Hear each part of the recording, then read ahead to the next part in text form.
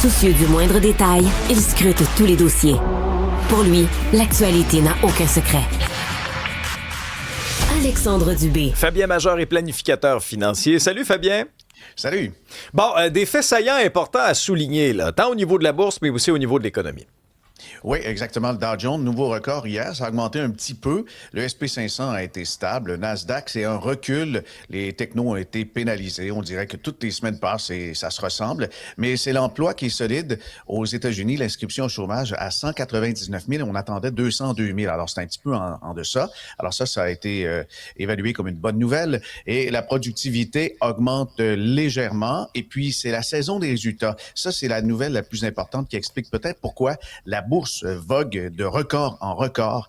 87% des sociétés du SP500 battent les attentes des analystes, c'est-à-dire que les profits sont supérieurs à ce qu'on attendait. Et ça, en soi, ça indique finalement que les valorisations sont peut-être justes. C'est-à-dire que si une action se vend à quelque chose comme 60 $, c'est en fonction de ses bénéfices. Si les bénéfices augmentent, elle est peut-être pas assez chère. On verra bien.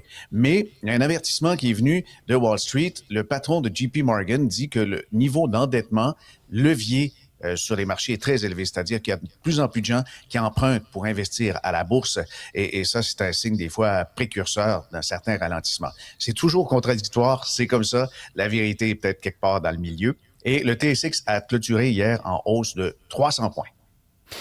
L'intelligence artificielle et les grands cabinets comptables. Oui, les grands cabinets comptables, on va parler du Big Four. C'est EY, Deloitte, PwC et KPMG. Ils ont été pris la main dans le sac de vendre des rapports très coûteux. On parle de millions de dollars qui ont été fabriqués par l'intelligence artificielle sans le dire à leurs clients. Et c'est arrivé même au Canada, notamment Terre-Neuve et Labrador. En novembre 2025, un rapport de 526 pages sur la main-d'œuvre en santé qui a été vendu à 1,6 million de dollars. Les citations, ce sont des citations fantômes, tout à fait inventées. Il y a des vrais chercheurs qui ont été nommés, mais attribués à de faux articles qui sont publiés nulle part. Puis on a vendu ça 1,6 million. Mais l'histoire, elle se répète partout dans le monde, notamment KPMG, à l'automne l'an passé, on a fait un rapport sur l'intelligence artificielle agentique, là, avec des agents. 40 des 45 sources ont été fabriquées ou déformées et la publication a été retirée du site de KPMG. C'est un rapport sur l'intelligence artificielle qui a été saboté par l'intelligence artificielle. Alors, c'est vraiment comme le chien qui se mord la queue, là. Mais partout dans le monde, donc, on a de ces rapports-là qui ont été vendus des centaines, voire des millions de dollars et ça vaut rien, c'est inutile. Mais ce qui est particulier, c'est aussi les États-Unis qui, eux, sont très complaisants, mais les Européens n'entendent pas à rire. Depuis dimanche dernier, il y a des obligations de transparence et des amendes qui vont jusqu'à 35 millions d'euros ou 7% du chiffre d'affaires pour des pratiques interdites liées notamment à l'intelligence artificielle. Je raconte maintenant l'histoire de SanDisk, quand battre les attentes ne suffit plus. Non, c'est ça. C'est toute une histoire SanDisk. Quand on regarde nos unités de mémoire, nos anciennes clés USB, et il y en a maintenant dans les ordinateurs, dans les téléphones, on a des unités de mémoire qui sont numériques. Et dans le passé, c'était un disque qui était gravé, un disque dur qui se gravait. Mais Western Digital a eu une forme de scission avec SanDisk. Ça, c'est la compagnie Western Digital qui avait acheté en 2016 SanDisk pour 19 milliards.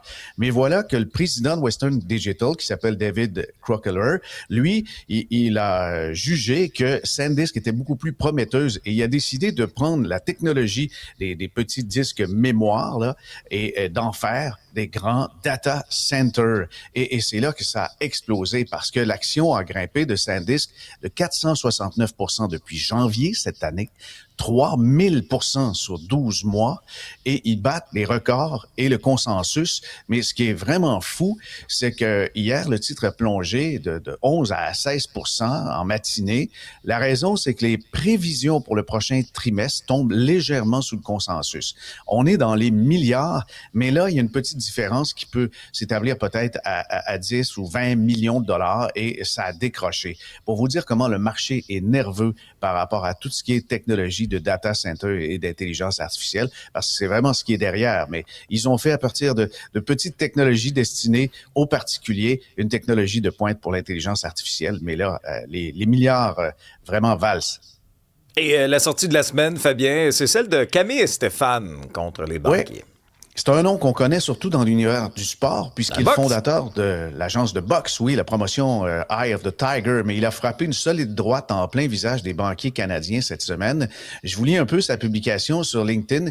Il dit qu'il a trouvé dans un avis de divulgation, ça c'est remis par une grande banque à son client, votre conseiller ne recommandera que des produits exclusifs. Par conséquent, l'évaluation de la convenance ne tiendra pas compte de l'ensemble du marché des produits de placement ni de la possibilité que d'autres produits puissent être meilleurs.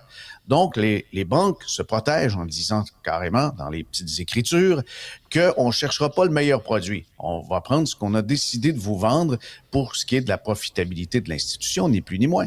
Mais et Stéphane, je pense qu'il marque un très, très, très bon point, c'est qu'il appelle ça la taxe du conflit d'intérêts. Et ça peut coûter très, très cher si jamais vous faites affaire avec une institution qui a des produits exclusifs et qui n'a pas l'obligation d'indépendance de conseil. On peut se faire avoir. Et lui cite des études qui font en sorte que sur quelques années, ça peut coûter à un particulier des centaines de milliers, voire des millions de dollars en richesse perdue, tout simplement parce qu'on a utilisé des frais qu'on a choisis et aussi des produits qu'on a sélectionnés pour favoriser l'intérêt de la firme avant la vôtre. Alors ça, c'est un plaidoyer, je pense, pour l'indépendance du conseil, mais je voulais le citer puisque c'est un personnage public, c'est un vrai bagarreur. Oui, effectivement, puis reste à voir si ça mettra les institutions au chaos. Fabien Major, planificateur financier. Merci. Salut.